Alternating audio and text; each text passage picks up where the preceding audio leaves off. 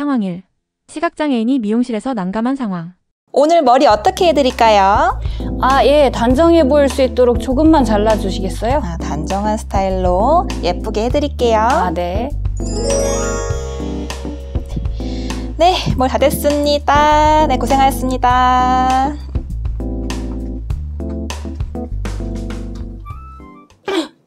뭐야? 왜 이렇게 짧게 잘랐어? 조금만 잘라달라 그랬는데 왜 이렇게 짧게 잘린 거야? 내 머리 어떡해? 비 온 뒤 맑게 갠 하늘, 해밀에 오신 여러분을 환영합니다. 환영합니다. 네, 안녕하세요. 와, 저는 해밀점 톡톡 진행자 한혜정 이가혜입니다. 네, 반갑습니다.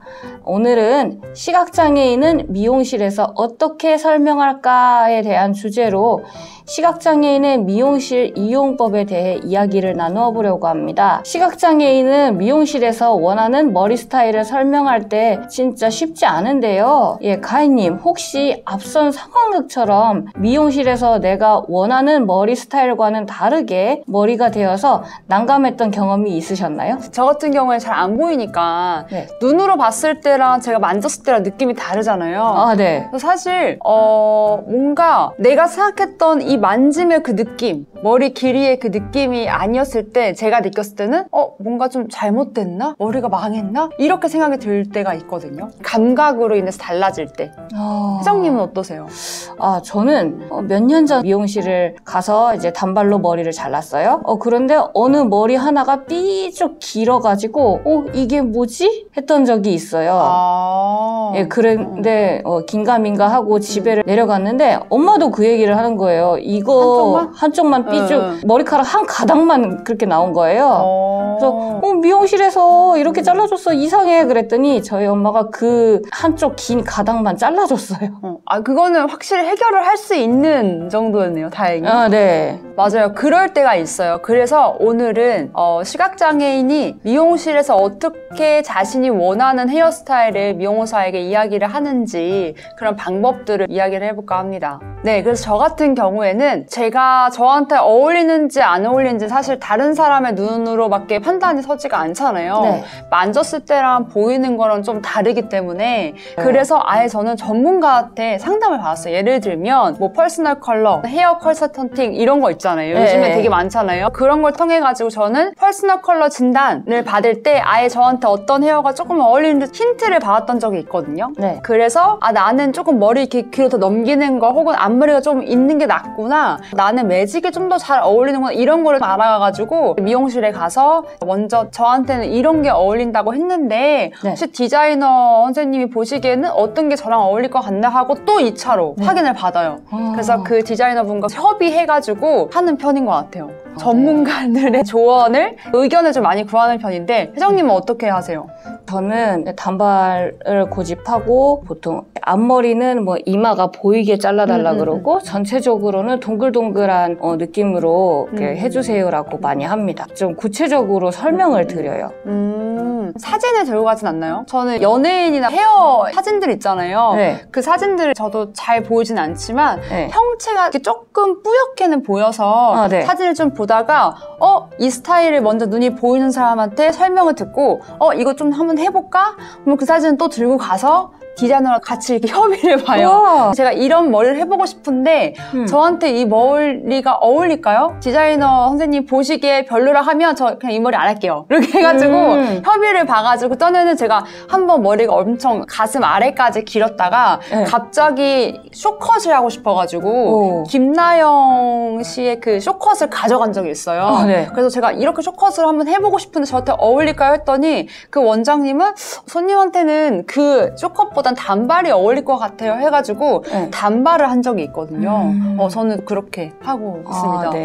헤어 할 때 미용사, 그러니까 보이는 사람의 그 전문가의 눈의 입장에서는 회원님은 그것보다 조금 더 뭐 이렇게 하면 이쁠 것 같아요, 이런 식으로 조언을 해줄 때도 있잖아요. 그래서 이렇게 미용사의 도움을 받으신 적도 있어요? 네, 보통 제가 가는 데는 동네 미용실이다 보니까 동네 아줌마가 엄마처럼 되게 잘해주세요. 그래서 아가씨는 조금 더 이거보다는 더 길게 해도 괜찮을 것 같아. 여기는 남기고 자를게요. 그러고 얘기를 해주시기도 하고요. 네, 그렇습니다. 맞아. 그렇게 이쪽이 좀 더 긴 게 예쁘다 이런 식으로 또 조언해 주신다는 거죠, 스타일링을. 네. 저도 이제 헤어를 받잖아요. 네. 그러면 이제 헤어를 받고 나서 스타일링이 또 중요하잖아요. 네. 예를 들면 컬을 했다던가 내가 이렇게 앞머리를 했다던가 했을 때 이 머리 만지는 이런 부분들이 중요하니까 그런 부분들은 저도 머리를 받은 다음에 미용사한테 스타일링을 도움을 받아요. 네. 그래서 앞머리를 이렇게 한 상태에서 뜨거운 바람을 줘가지고 요 앞에 디자인을 좀 잡는다든지 아니면 머리에 반묶음을 할 때도 여기 아래부터 묶는 게 아니라 여기 위부터 묶어야 더 예쁘세요 이런 식으로 스타일링 도움을 받거든요. 혜정님도 머리를 자르고 나서 그런 스타일링 방법을 또 배우시나요? 그렇게까지는 안 해봤고요. 이제 머리 할 때, 드라이 할 거예요. 드라이해서 이렇게 볼륨을 줄 거예요. 이런 설명은 많이 해주셨어요. 그 마지막에 머리를 어떻게 정돈하는지 이런 방법들을 배우시는 거죠. 네. 저희가 눈이 잘 안 보이다 보니까 사실 눈이 보여도 이 전문가의 손길이 좀 다르잖아요. 보이는 사람도 맞아요. 머리를 잘 만지기가 쉽지가 않아요. 네. 그런데 하물며 저희는 눈이 잘 안 보이니까 진짜 온전히 더 느낌으로만 헤어를 만져야 되는데 이렇게 머리를 자르거나 혹은 자르고 나서도 디자이너 선생님의 그 머리 만지는 방법들을 배워가지고 그거를 손으로 만진 다음에 집에서도 좀 해보고 이런 식으로 해서 스타일링을 완성하는 것 같아요. 네. 그리고 조금 외적인 이야기인데요. 그 미용실이 저희 집에서 바로 직진해서 약간 10시 방향에 미용실이 있거든요. 저는 미용실을 몇 번밖에 안 가서 모르지만 아주머니는 저를 여러 번 봐요.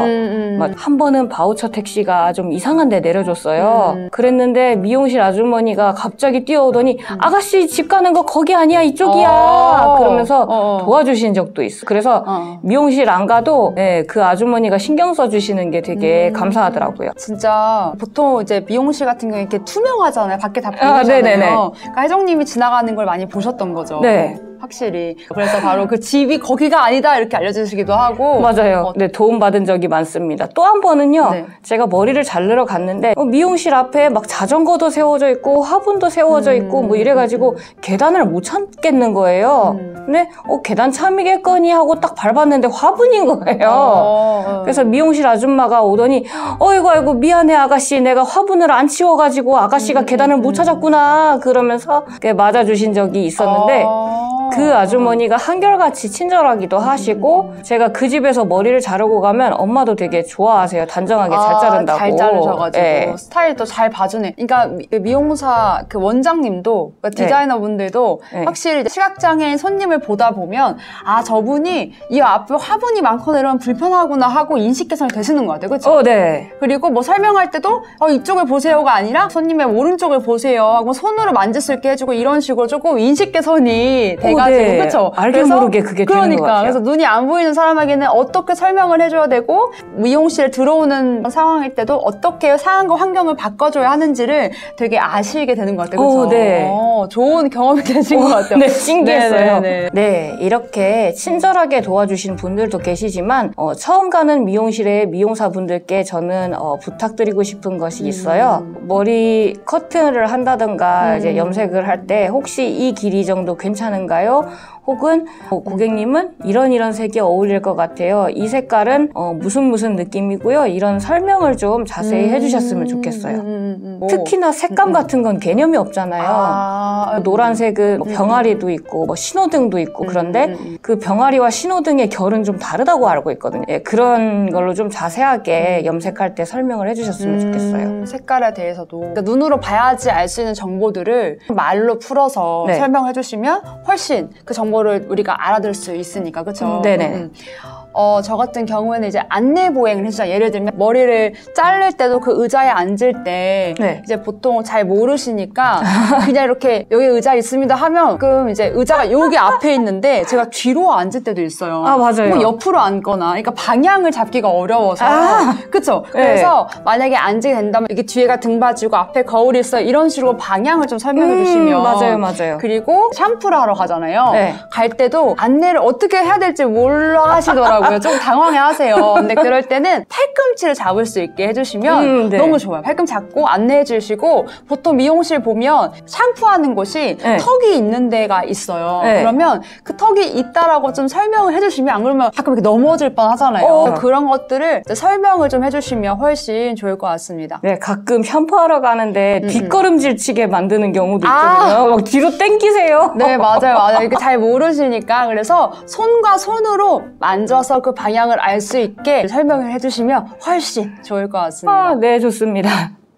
네, 오늘은 시각장애인이 미용실에서 원하는 머리를 어떻게 설명하는지, 미용실에서 비장애인 분들께 도움을 받았던 경험 등에 대해서 이야기를 나눠봤는데요. 미용사분들은 미용실에서 저희와 같은 시각장애인 손님을 만나면 조금만 더 신경 써서 의사를 물어봐 주시면 감사하겠습니다. 맞아요. 네, 시각장애인도 우리가 보이는 세상에 살기 때문에 예쁘게 보이고 싶고 아름답고 싶고 머리가 잘 나왔으면 좋겠고 사실 이런 욕구가 있거든요. 그래서 예쁘게 나올 수 있도록 신경을 조금만 더 써주셨으면 좋겠습니다. 네, 맞습니다. 저희가 말씀드린 미용실에서 원하는 머리 스타일 설명법 말고 시청자분들이 알고 있는 또 다른 좋은 방법이 있다면 댓글로 남겨서 알려주세요. 그럼 저희는 다음에 조금 더 재미있고 흥미로운 콘텐츠로 찾아뵙겠습니다. 비 온 뒤 맑게 갠 하늘, 햇밀에 와주셔서 감사합니다. 안녕!